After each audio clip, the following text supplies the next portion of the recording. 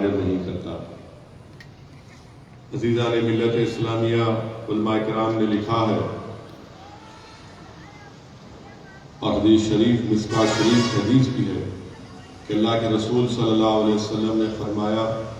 کہ میں تمام انبیاءوں کا سردار ہوں اور مجھے اس پر فخر نہیں ہے۔ تو علماء کرام نے لکھا، رسول اللہ صلی اللہ علیہ وسلم کی عظمت اور فضیلت بیان کرتے علماء کرام نے لکھا کہ ہر انبیاء اور رسولوں نے اللہ کی وحدانیت کا پیغام حضرت جبرائیل علیہ السلام سے سن کر دیا اور محمد مصطفیٰ صلی اللہ علیہ وسلم نے حضرت جبرائیل علیہ السلام کو دیکھ کر دیا۔ علماء کرام نے لکھا کہ اللہ سبحانہ و تعالیٰ نے انبیاءوں کو کسی کو گاؤں کی طرف، کسی کو 3 گاؤں کی طرف، کسی کو شہر کی طرف بھیجایا، تو اللہ سبحانہ و تعالیٰ نے فرمایا کہ میرے محبوب میں رب العالمین ہوں، اور جہاں تک پوری کائنات ہے جس کو ہم نے بنایا، اللہ فرماتا ہے کہ وہاں تک آپ کی مصطفائی ہے۔ پھر علماء کرام نے یہ بھی لکھا کہ جب اللہ سبحانہ و تعالیٰ نے انبیاءوں کو بھیجا تو ان کی امت کو یہ حکم تھا کہ فلاں مقام پر ہی عبادت کرنا، تو تبھی تمہاری عبادت قبول ہوگی۔ اور اللہ کے رسول صلی اللہ علیہ وسلم نے فرمایا کہ میری آمد کے بعد، حدیث شریف ہے کہ اللہ کے رسول صلی اللہ علیہ وسلم نے فرمایا کہ اللہ نے ساری زمین کو میرے لیے مسجد بنا دیا۔ علماء کرام نے یہ بھی لکھا کہ اللہ سبحانہ و تعالیٰ نے انبیاءوں کو معجزے دیے، کسی کو 1، کسی کو 2،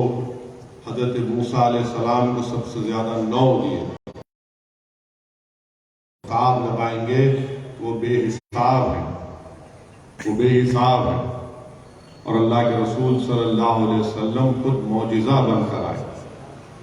میرے عزیز دوستوں اور بزرگوں، علماء کرام نے یہ بھی لکھا کہ اللہ سبحانہ و تعالیٰ نے بعض انبیاء اور رسولوں کو تبلیغ کے لیے بھیجا، حضرت یحییٰ علیہ السلام، حضرت عیسیٰ علیہ السلام، بعض کو تبلیغ کے ساتھ فرعون اور نمرود سے ٹکرانے کے لیے بھیجا، جیسا کہ حضرت موسیٰ علیہ السلام، حضرت ابراہیم علیہ السلام،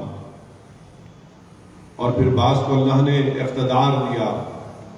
حضرت سلیمان علیہ السلام، حضرت داؤد علیہ السلام، حضرت یوسف علیہ السلام۔ اور جب محمد مصطفیٰ صلی اللہ علیہ وسلم کا معاملہ آیا تو علماء کرام نے فارسی کا شعر لکھا کہ ہما دارن، بہرحال مشہور فارسی کا شعر زبان پہ یاد نہیں رہا، نہیں، تو علماء کرام نے یہ بھی لکھا کہ اللہ سبحانہ و تعالیٰ نے حضرت ابراہیم علیہ السلام سے فرمایا کہ ہم آپ کو زمین والوں کا امام بنائیں گے۔ علماء کرام نے یہ کہا کہ اللہ نے ابراہیم علیہ السلام کو آنچ خوبا ہما دارن تو تنہا دار، اس فارسی کا شعر۔ علماء کرام نے لکھا کہ اللہ نے حضرت ابراہیم علیہ السلام کو یہ نہیں کہا کہ آپ کو بنا کر بھیجا، آپ کو بنائیں گے، اور زمین والوں کا، پورے عالم کا، پورے کائنات کا نہیں۔ اللہ نے حضرت آدم علیہ السلام کو حضرت داؤد علیہ السلام سے کہا کہ وہ آپ کو زمین میں اپنا خلیفہ بنائیں گے، بنا کر نہیں بھیجا۔ اور پھر جب محمد مصطفیٰ صلی اللہ علیہ وسلم کی بات آئی تو اللہ نے کہا کہ ہم نے آپ کو رحمت للعالمین بنا کر بھیجا، مبشر بنا کر بھیجا، نذیر بنا کر بھیجا، داعی اللہ بنا کر بھیجا، روشن سورج بنا کر بھیجا۔ علماء کرام نے لکھا کہ اللہ کے رسول صلی اللہ علیہ وسلم کی عظمت اور فضیلت کو سمجھنے کے لیے بات کافی ہے کہ اللہ سبحانہ و تعالیٰ نے جب حضرت آدم علیہ السلام کے سامنے فرشتوں کہا کہ ان کو سجدہ کرو، تو عظمت مصطفیٰ یہ ہے کہ صبح قیامت تک پورے فرشتے محمد مصطفیٰ صلی اللہ علیہ وسلم پر درود السلام بھیجتے، اور خود مشکات کے حدیث ہے کہ رسول اللہ صلی اللہ علیہ وسلم نے فرمایا کہ حشر کے میدان میں حضرت آدم علیہ السلام، ان کی امت اور دیگر انبیاءوں کی امت میرے جھنڈے تلے پھیرے گئے۔ امام فخر الدین رازی اپنی تفسیر میں لکھتے ہیں کہ جب اللہ کے رسول صلی اللہ علیہ وسلم سفر معراج پر گئے تو حضرت جبریل امی نے براق کی جو رکعت پکڑی تو امام فخر الدین رازی لکھتے ہیں کہ وہ اعزاز حضرت جبریل علیہ السلام کو فرشتوں نے جو حضرت آدم کو سجدہ کیا اس سے بڑا اعزاز تھا۔ علماء کرام نے لکھا اصل اللہ کے رسول صلی اللہ علیہ وسلم کی عظمت اور فضیلت سمجھنے کے لیے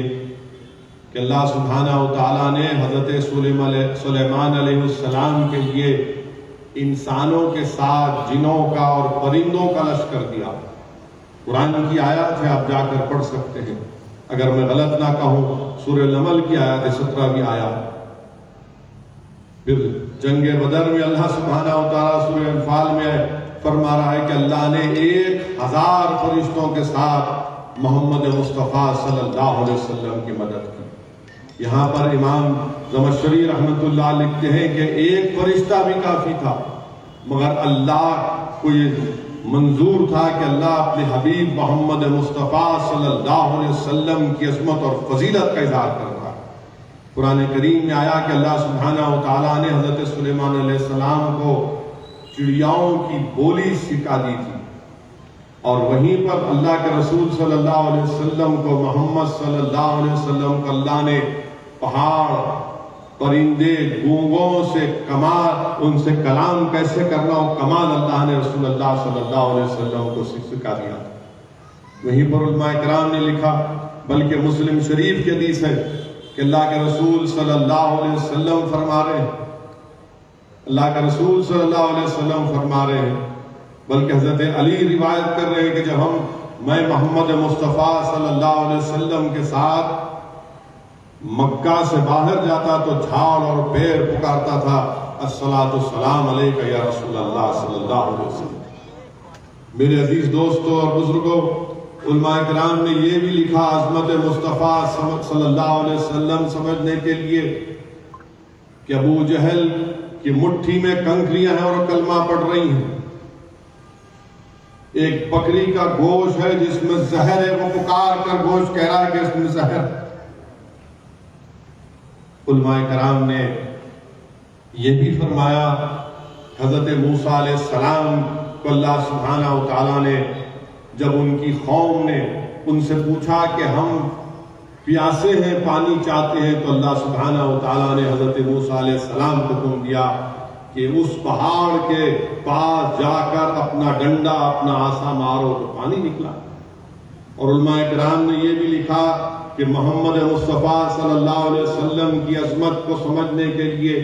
جب صحابہ کرام نے یہ عرض کیا رسول اللہ ہم کو پیاس لگی ہے، تو علماء کرام نے بڑے ہی پیارے انداز میں لکھا کہ اللہ یہ نہیں چاہتا تھا کہ اپنے حبیب کو اٹھائے اور کسی پہاڑ کے پاس جائے اور یہ کہے کہ ڈنڈا مار۔ اللہ نے کہا کہ میرے محبوب آپ اپنی انگلیوں کو اس برتن میں رکھ دیجئے، میں پانی کے چشموں کو جاری کر دوں۔ اور حدیث میں آیا کہ اللہ کے رسول صلی اللہ علیہ وسلم نے اپنے انگلیوں مبارک کو رکھا، دست مبارک کو رکھا، تو 1500 صحابیوں نے پانی پیا۔ علماء کرام نے یہ بھی لکھا میرے عزیز دوستوں اور بزرگوں کہ حضرت موسیٰ علیہ السلام نے اپنا عصا مارا سمندر میں تو راستہ بن گیا، اور رسول اللہ صلی اللہ علیہ وسلم نے اپنی انگلی سے اشارہ کیا تو چاند کے 2 ٹکڑے ہو گئے۔ تو معلوم ہوا کہ زمین کا معجزہ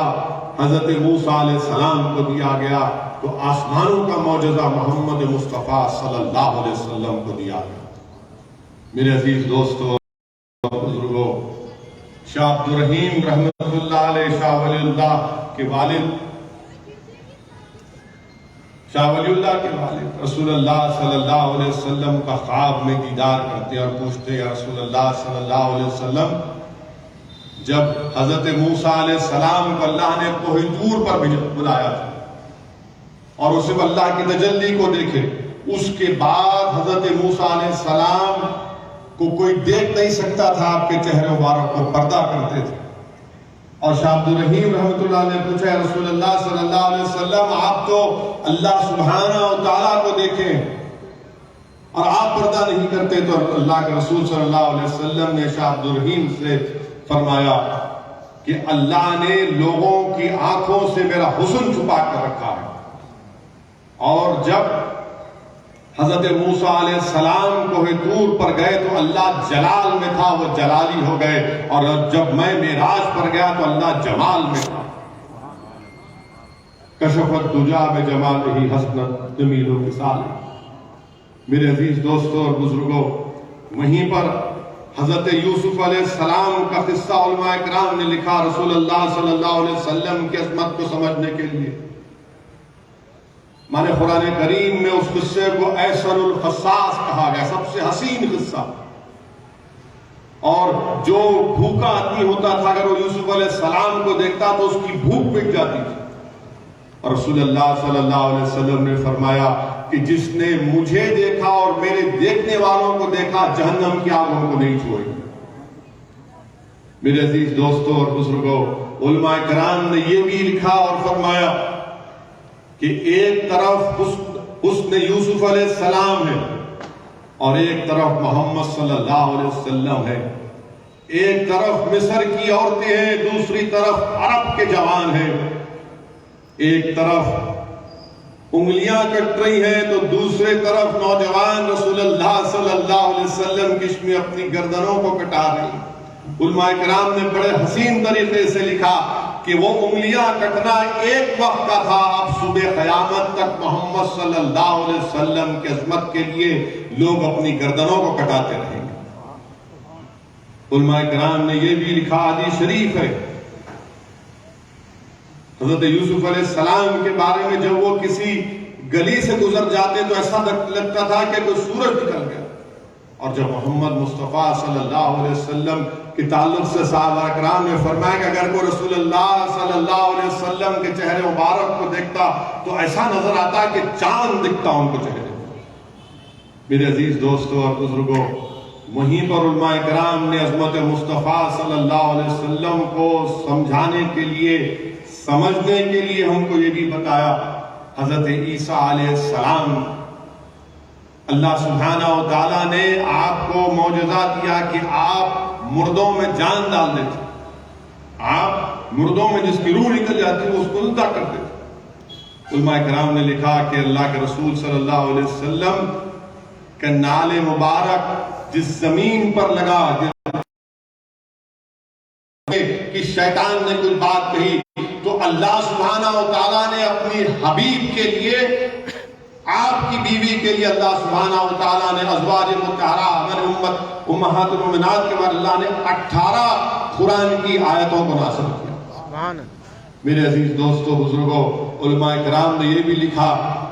کہ عظمت مصطفیٰ صلی اللہ علیہ وسلم کو سمجھنے کے لیے، میرے عزیز دوستوں اور بزرگوں، علماء کرام نے یہ بھی لکھا عظمت مصطفیٰ صلی اللہ علیہ وسلم کو سمجھنے کے لیے کہ اللہ سبحانہ و تعالیٰ نے حضرت ابراہیم علیہ السلام کو ایک پتھر پر کھڑا کر کے تحت السرا سے لے کے عرش مولا تک دکھا دیا، اور رسول اللہ صلی اللہ علیہ وسلم کو معراج پر برا کر اللہ نے تمام چیزوں کو دکھا دیا۔ حضرت ابراہیم علیہ السلام پر وہ نمرود کی آگ، جب آپ کا خط مبارک لگا اس کو تو آگ گلزار ہو گئی، آگ